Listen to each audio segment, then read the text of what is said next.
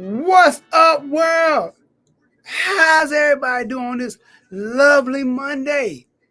I hope everybody doing fantastic. I'm doing great. I'm doing fan. I'm doing really well. Slept well. Had a great night's sleep. The coffee tastes amazing today, by the way. Water tastes amazing. The chips taste amazing. Oh, we got the Frito The barbecue. air is fresh and crisp. You know what I mean? Everything is just nice. What is this? What do you mean? First and foremost, before I get to you, welcome to another episode of the show about nothing. YouTube. I am your host, Westside Izzyphatasmo. The homie right next to me, JunesEightyEIght, all eagle out. You know what I'm saying? And I mean, we can just go ahead and discuss what we got to discuss. We can just go ahead. What do we got to talk about today? This man right here. No. We won't discuss it because this man right here. If you don't know, what happened? Football season is officially over. We just had the Super Bowl last night. We witnessed what could be the start of a dynasty. I mean, you're right. We got the Kansas City Chiefs winning their third Super Bowl in 5 seasons. Mm-hmm. And they won in overtime, 25-22, a walk-off touchdown to somebody who wasn't even on the team to begin with. Mm-hmm. McCole Hardman was traded to the Chiefs from the Jets, and he ends up walking it off and getting a ring with the Chiefs. But not only that, and I think I know why my partner here is all equaled out all of a sudden. I don't know what you're talking about. I just feel like I feel real Brian Darkeny today. I don't know what you're talking about. No. I'm not letting you slide. I'm not letting you slide. I don't know what you're talking about. Here's the thing.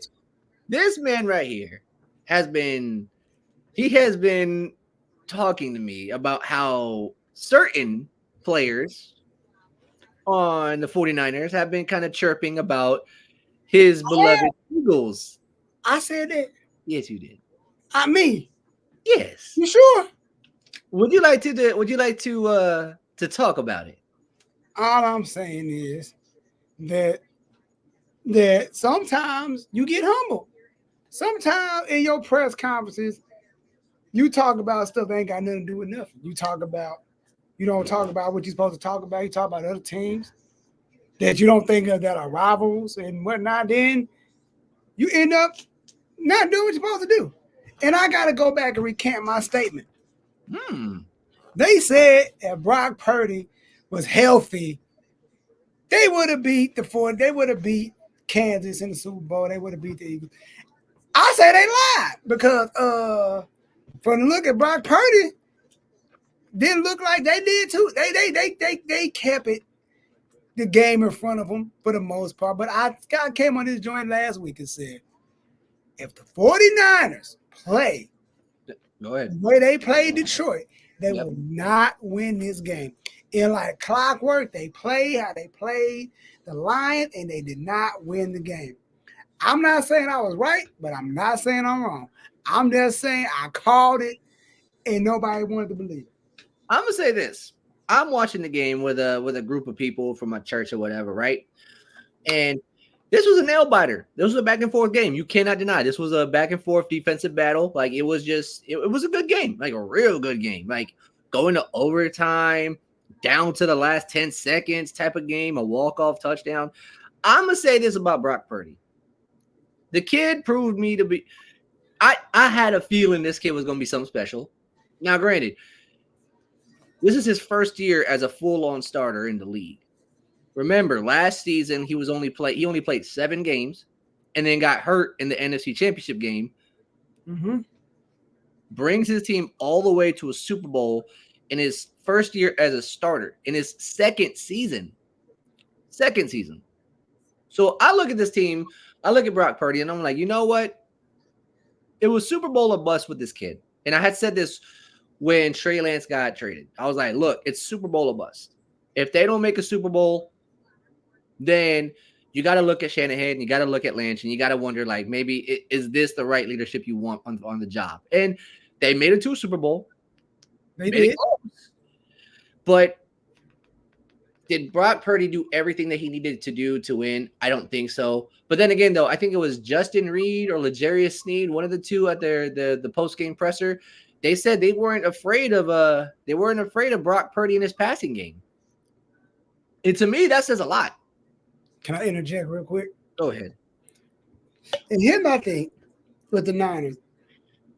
It's not that my distaste for the Niners come from them as an organization. You are like the Stephen A. Smith when it comes to the Cowboys. No, I would like this. My distaste is not for the Niners. It's my distaste comes from Deebo Samuels and all the John. I feel like, okay, we beat y'all last year. Mm-hmm. Y'all beat us this year. Mm-hmm. Deebo Samuel said he considers a rivalry a close game. We beat y'all, y'all beat us. Y'all dog walked us, we dog walked y'all. Y'all was down to Christian McCaffrey as y'all quarterback. Was it? Yeah. So the Eagles were a better team. Okay, this year, all the chips fell in your favor. Just like last year with the Eagles, all the chips fell in our favor. Everything went right. Nothing really went wrong for us. Everything. Now, this season, everything that went right went wrong. Mm-hmm. So, in conclusion, my thing is, I'm not talking smack about the Niners because I don't like y'all. I'm talking about y'all because of y'all teammate. And as much as I love him, Nick Bosa was talking, Chase, goddamn, Deebo, Fred Warner, they was all in the back of the huddle in the locker room watching the Eagles lose to Tampa. No, everybody was. No. The game you're talking about is when they saw the Eagles lose to the Cardinals. Yeah, they had just played the Commanders, and they had just walked off the field, and I guess somebody had showed them the ending of the Cardinals Eagles game, and that's when they found out they locked up the 1 seed.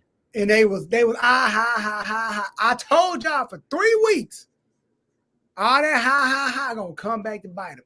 And I don't care if the score is 22-25. I don't care what the score was. Either you win by an inch or you win by a mile. You won. The Kansas City Chiefs won. You lost. All that I almost won does not matter to me. Shut your ass up. Bang, bang, Chiefs gang. I said it. Bang, bang, Chiefs gang. That's a new hashtag. That's a new hashtag. That's a new hashtag. Y'all can't say nothing to. Y'all lost to. Y'all lost too. We both lost to Kansas. They both got rings off of us. Like, it don't matter what accolades Jalen Hurts had last year. Had the most rushing touchdowns as a quarterback in the Super Bowl. Don't matter. We lost. Thanks. Records don't matter when you lose. Thanks. Nobody remembers a record if you lose. Nah. 20 years from now, when I'm having kids, I'm on my 5th world tour. Izzy on his second job at ESPN with his own show on ESPN. Got his own show on Fox Sports. Oh, hell yeah. You know what I'm saying? When he locking up his 3rd contract, multi-million, ain't nobody gonna be talking about Jalen Hurts, what he did in the Super Bowl in 2024, in 2023. We ain't gonna talk about that. Nope. Ain't nobody gonna remember that time that Jalen. No, if he won, it matters. Brock Purdy. If you would have won, that would have been the biggest FU to Cam Newton. Because he was a game manager, and you managed to lose this game. Hold on. Let me cook. 49ers. Now you got to deal with Eagle Nation. And I'm the calm one of the bunch. Yeah. You got to deal with Lord Bronson, Philly Mike, Philly 500. You got to deal with all the Eagle fans. I run with a pack of dogs. I'm just a wolf in the pack. What that don't you think I don't give a damn? You got these Eagle fans that really don't give 2 craps. I'm being nice. Now it's like I just feel like now Then they say they didn't know the rules of overtime. Bro, let's talk about that. Let's talk about that real quick. Kansas City said they practiced for this moment. Hold on. Let me bring that up. Read it, please, because let me bring that up because this right here, when I read this, it big oof. What are we doing? Like, okay. So this is from The Ringer. The Chiefs' overtime plan worked out exactly how they had hoped, and it wasn't by accident. Kansas City safety Justin Reed told The Ringer that the Chiefs had first discussed the new overtime rules as far back as training camp.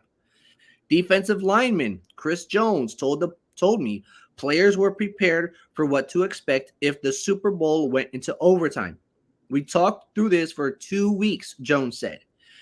How we was going to give the ball to the opponent. If they scored, we was going to go for 2 at the end of the game. We rehearsed it. That's from Kansas City side. The 49ers, though, on their side, the 49ers did not do the same. Multiple San Francisco players said that after the game, they were not aware that the overtime rules were different in the playoffs than they were in regular season, and that the strategy discussions over how to handle the overtime period did not occur as a team. I got one question. Wait, hold on. Let me finish.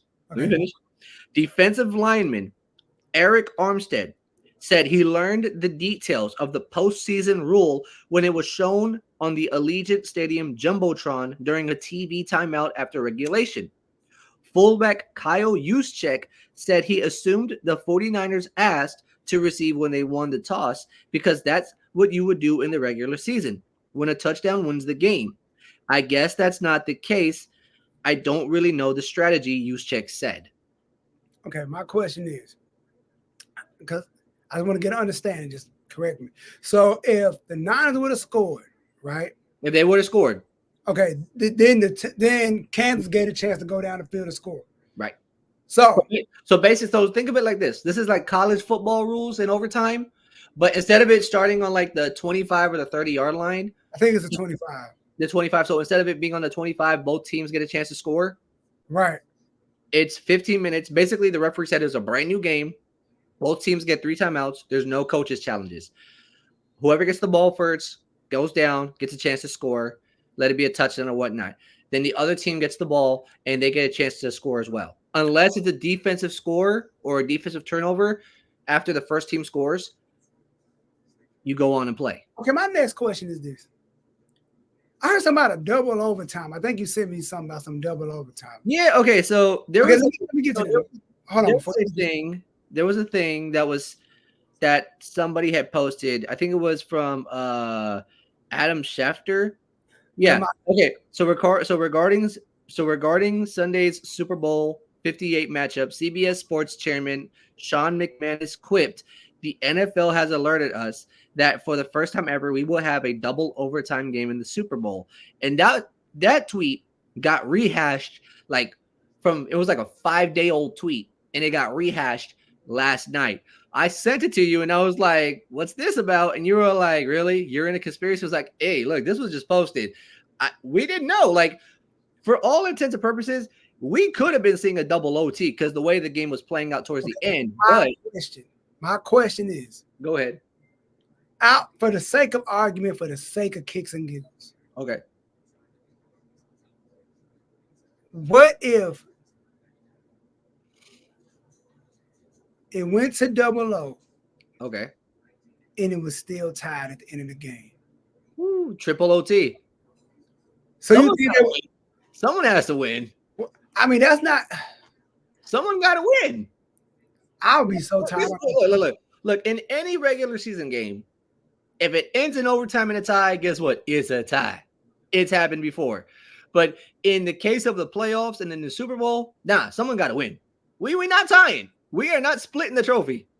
No one is taking a buzzsaw to the Lombardi, splitting in half, and be like, "You get a piece, you get a piece." This ain't like wrestling. You can't ask for 5 more minutes. Everybody's screaming for 5 more minutes. The referee and Ryder Goodell come onto the field. 5 more minutes. This ain't wrestling. This ain't no wrestling. You know what I'm saying? Let's imagine that was the case. Roger Goodell comes down. No, we're not ending it like this. Put 5 more minutes. That would be wild. But Or, I say this to say, or they could, or double OT. If that don't cut it, ball on the 25. You get a chance to score. You get a chance to score. If you don't score after the first one does, game over. I'm with it. I just feel like with this game, my thing is this. I tell my mom all the time, you don't bet against Patrick in Kansas City. You know what's funny? I had people asking me yesterday in my church and whatnot. They were like, "Yo, who are you pulling for in the Super Bowl?" And I was like, "I want to see San Francisco win, but something is telling me Kansas City." And I know what that something was now. I was like, you can't you can't pick against Kansas City. So I was just like, I want to see San Francisco do it because Brock Purdy and that story and Christian McCaffrey winning his first. But Patrick Mahomes and the Chiefs, they've been down this road too many times. They've been in this position. It's like, you really can't pick against them. And I told my mom, she has a philosophy she has a point. Anybody can win. Like, I know anybody can win, but this is Kansas. You can have a good feeling all you want about a team, but if you're good, I'm like, I don't even trust my gut on nobody. You know what? I'm gonna go and say this right now. I'm gonna go and say this right now. I've picked San Francisco twice in the Super Bowl, and both times they played Kansas City. I refuse to pick San Francisco again. Look, now if San Francisco ever makes a Super Bowl, I'm picking against them. Look, if this would have been any other team, San Francisco would have won. If it was Baltimore, if it was Buffalo, if it was Miami, you know what? I would feel bad if Buffalo gets to a 5th Super Bowl because Buffalo been to 4 and they went to 3 back-to-back. So to go to your 4th and lose, and this is the Niners' 4th Super Bowl. Because they went with Kaepernick, went with Jimmy G. Then this was the third. Yeah, because remember, Kaepernick was the first time they lost to John Harbaugh and the Ravens in New Orleans. Then it was Miami versus Kansas City. That was Patrick Mahomes' first. Yep. It was their 3rd time going. So their 3rd time. This is your 3rd time. And you lost. Heartbreak. See, here's the thing. I will say this. The last time that these two teams played, back again in Miami, 2020, Kansas City put 21 unanswered on San Francisco, and they won 31-20.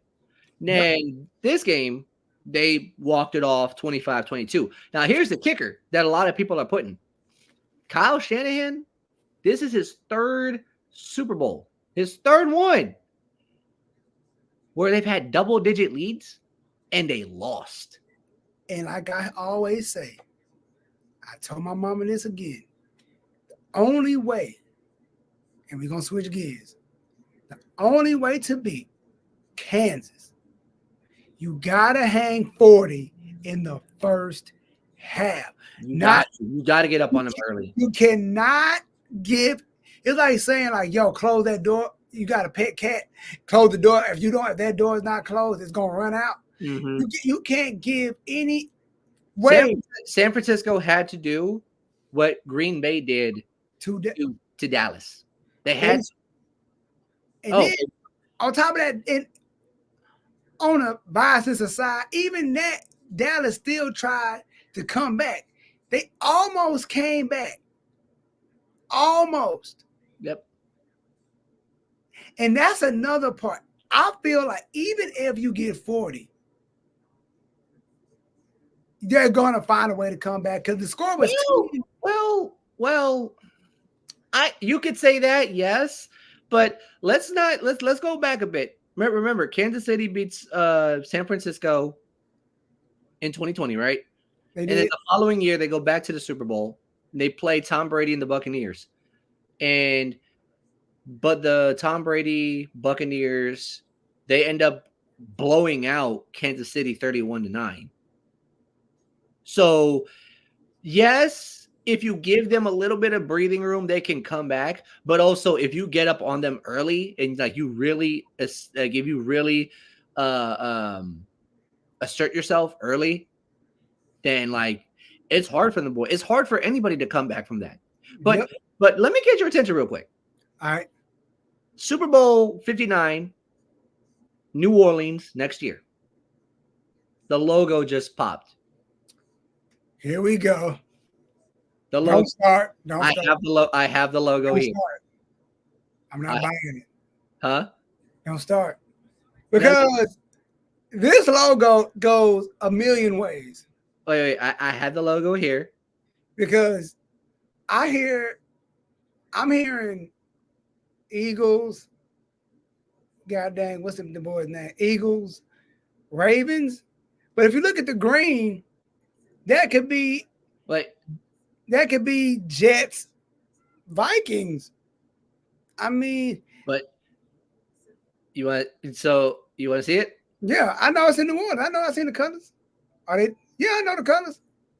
What color is that? So it's a green and it's a red in the Super Bowl 59 logo. Don't mind the purple background. We're looking at the L. Green and red. You know what? I'm gonna tell you this. I'm gonna say this to you right now. They were saying no team has did a three-peat since the Dolphins. I'm gonna tell you this. If the goddamn Kansas City Chiefs go back to the Super Bowl next year, I promise you, I may never watch football again. I may never watch. I watch college, but I probably will never watch the NFL again. It's really like Kansas is good, but are they three-peat good? That's. I mean, they believe it. They believe they can. That's because they went back to back yesterday. But I will say this: red, green. Yeah, you could say Eagles. You could say Chiefs. You could say Eagles, Bengals. Because I know a lot of Cincinnati fans. They're looking at a lot of Cincinnati fans. They're thinking Joe Burrow, Jamar Chase, both came from LSU. What a way for Cincinnati to win their first one. They're going back to the place where they won their natty in 2019 with the Tigers. That could work. I mean, I feel like this. Buccaneers, Jets. Like, there's a lot of play in this one. And, you know, if you want to take the purple background, you could say the Ravens. You could say the Vikings. But, like, there's a lot. There's a lot to unpack. But you know what? That's far up. That's, like, up the road, way up the road. Let's talk about the now. Okay, what's the now? The man that I feel like it's stupid for them to get rid of. Justin Fields. Like, ooh, let's talk. Let's talk. Because I'm like, for them to get rid of Justin Fields after 3 years, he's only been in the league for 3 years, and you already gave up on like first year, rookie year, didn't have nothing around him. Second year, pretty much the same. I'm like, you're not giving this guy a full chance. Now, let's say he goes to Atlanta. They got Bijan Robinson, Drake London. Drake, they got some things. They got Cordell Patterson. They got peoples. So I'm like, like I said, the Bears, it's like you're putting a Band-Aid on a gunshot wound. Oof. Bears, you're still gonna have an issue with anything, even if you get rid of Justin Fields. You're in the same boat. So if you get a Caleb Williams, you got 2 picks, or you get a Caleb Williams, then you backdoor and get Marvin Harrison. If he falls that far, I don't think he's gonna. I said that about Jackson Smith and Jigba. I said that to him, like, there's no way he's falling that far in the draft, and he fell like super far. He fell all the way to Seattle, and they were like number 16, 17. I'm like, I was shocked. I was surprised too. I didn't think that Jackson was going to fall that far either. I literally thought he was either going to go to Atlanta or Chicago because like he was that good of a receiver. But for him to fall into Seattle's hands, I would say it kind of helped him and it kind of hurt him at the same time too, because he didn't really get to see the type of production that you would expected him to have. But he had his flashes, he had his moments, but then again, though, you got Tyler Lockett on one side, not DK Metcalf on the other side. So, in Jigba, he was more like a slot receiver, and he made his name known late, but he made things happen. But let me just put this out there. Talk to me. Okay, so Justin Fields, he's 3 years into the league, right? This is his 4th season, and there's talks that he might get traded. Now, look, if you look at his stat line, the 3 seasons that he's been in Chicago, he's only played an average of like 12 and a half, 13 games each season. The most that he's played is 15, and that was his 2nd year. That was 2022. Okay. So in 2021, he only played 12 games, and in those 12 games, he passed for about 1,800 yards, averaged 6.9 yards per pass, had 7 touchdowns to 10 interceptions, had a QBR of 31.4. In his 2nd year, he played 15 games, and in those 15 games, he had about 2,200 yards passing. He averaged 7.1 yards per pass, 17 touchdowns to 11 interceptions. He had an 85.2 rating and a 56.3 QBR. And then this past season, he played 13 games, averaged about 2,500 yards, 6.9 yard average as well, like 2021, 16 touchdowns to 9 interceptions, a rating of 86.3 and a QBR of 46.1. Right. And then his rushing stats, because let's not forget, the dude can run. 2021, he rushed for about 420 yards, which is 2 touchdowns to his name. In 2022, he rushed for 1,143 yards with 8 touchdowns to his name. And in 2023, he rushed for 657 yards with 4 touchdowns to his name. Now, again, like I said, each season he's played is about like 12 and a half, 13 games per season. Right. And if you look at the production, best year passing wise was 2023. He had 16 touchdowns to 9 interceptions. Granted, the yards per attempt were about the same as 2021. He had more yards per attempt in 2022 with 7.1. He had the 17 touchdowns to 11 interceptions. And he had a higher QBR, higher rate, like a higher second highest rating in his career so far. But like, if you look at the company, the team that was around him, and you see the coaching that was there, you can see like the progression that Justin Fields has made up until this point. Right. So I look at these stats and I see like everything that's happened, and you got to wonder, does Chicago want to really, like, what do they see? What do they see with this number one pick? I'm sorry, go ahead. No, you go ahead, because go ahead. I feel like the Bears are looking for the now. They want the quick. I think they wanted what Philly had with Jalen, because Jalen came in quick. He had that one, his first season. Quick. Let's not forget that second season, when he became a starter, he started out patchy, but when he finally got going, when they got him AJ Brown, he picked up. So my thing, when they gave him DJ Moore, I'm like, I think that's gonna be his AJ Brown. I think he's gonna step up, and he kind of stepped up, but it didn't really go that direction. And but now also, he missed 4 games due to a shoulder injury. That's true. And then it's like they was complaining that he runs too much. He was doing this. Like, I'm like this. Okay, let me say this. So if people are saying that he runs too much, is the culture in Chicago, is the coaching staff trying to taper him down and make him something that he isn't? Because if we remember what he was like in Ohio State, dude was a runner.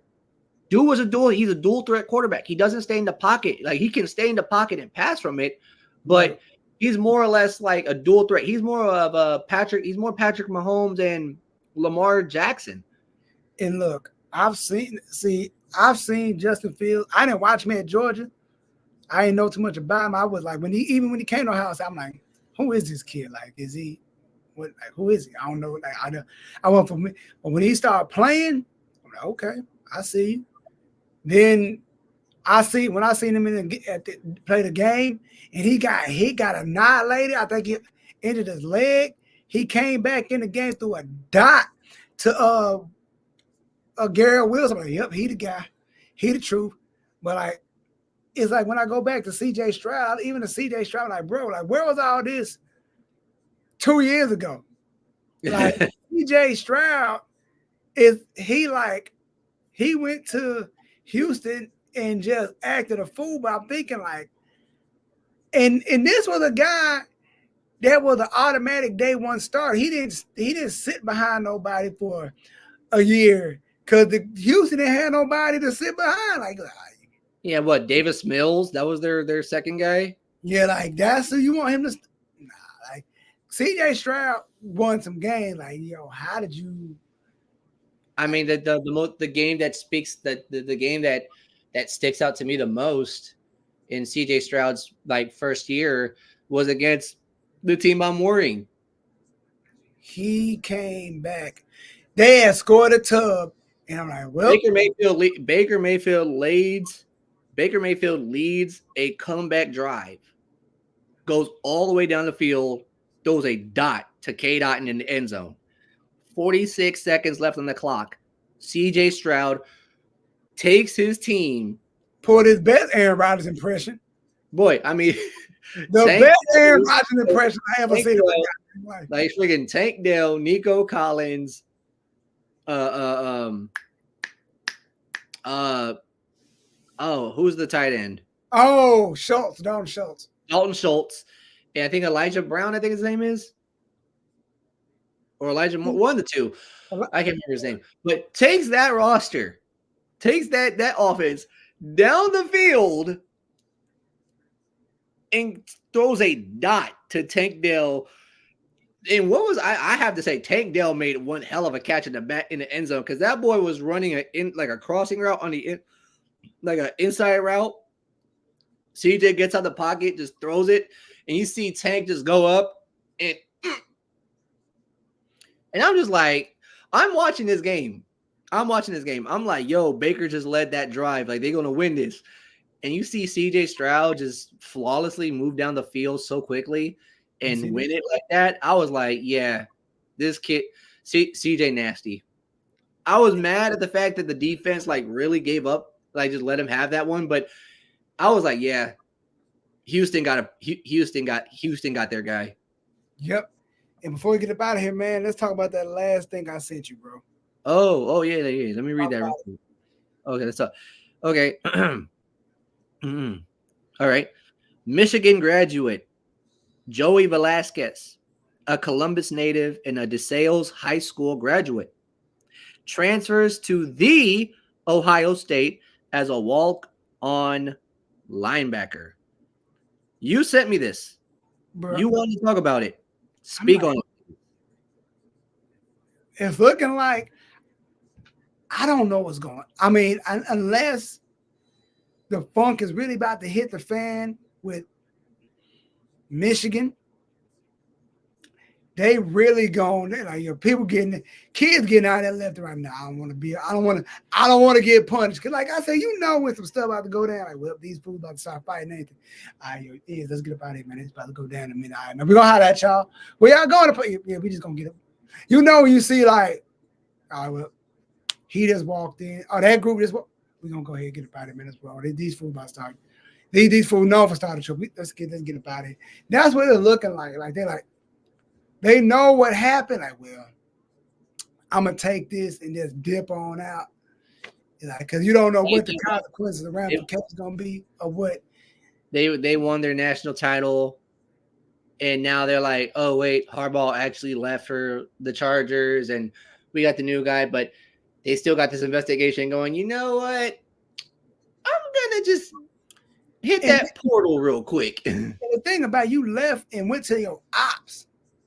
You went to the ops, like you went from a Crip to being a Blood. Like, how?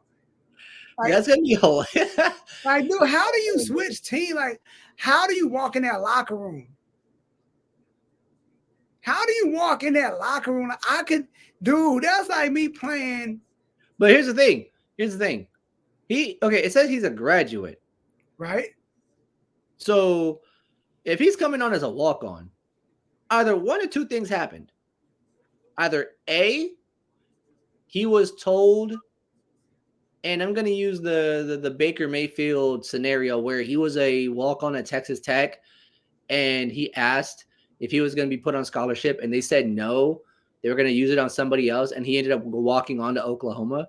So maybe he was at Michigan, played, and like he asked about being on scholarship, and they said no. So he's like, you know what? I'll just go try somewhere else. Or B, this is like his one attempt to like stick it to him. Stick it to him, but not only stick it to him, but also like get more tape on him because maybe he's gonna get some more time, more playing time. Bro. To build, I guess, pad his resume and then show people he's capable of playing in the league. Think about it. As a native Texan, that's like me leaving Texas and going to OU. That don't sit right in my soul. That don't sit right. I cannot leave. I'll go anywhere else. I will go to the team, but to go to the opposing team is a no-go. I will go to Nebraska. I will go to Iowa. I will go to Iowa State. I will go to any other team. No, I could not go to any team in the Big Ten. You gotta lead up. I'm like, that's what I'm looking at. What's my man who went to Penn State? Jamel Fleming. Like, you went to Penn State? You went to the Ops? Really? You could have went anywhere, bro. You stayed in the Big Ten. Come on, bro. You gonna have to see your team. Oh, speaking of seeing your team, and I know you wanted to end it off of that, I gotta ask you the question. You all eagled out. I'm all eagled out. Hassan Reddick asked and was granted his request for a trade. How are we gonna make something happen? I put like this. It's like, yo. Here's the question. Do you think Howie trades him off within the division, or do you think he trades him outside the conference? Probably outside the conference. What if a team in the NFC? And I was actually listening to the Locked On Bucks podcast, and supposedly, I was listening to that, and supposedly the guy that does the Locked On Bucks podcast, he spoke with the guy that does the Locked On Eagles podcast, and he asked him what would be proper trade compensation for Hassan Reddick, and the guy was like, second round. You offer a second round, you can probably get him. I'm with you. I can see that. But we're going to touch more on that next week because I got to get out of here, y'all. Thanks for tuning in to another episode of the Show About Another Podcast. I'm your host, June Z E Junie June, the Junester, Westside Izzy Peasy, Lemon Squeezy, no cold cheesy. Yeah. I'm working on it. But like I always, thank you for tuning in. Junie June, Westside Izzy P. Like I always, thank you for tuning in. I'm out. Peace.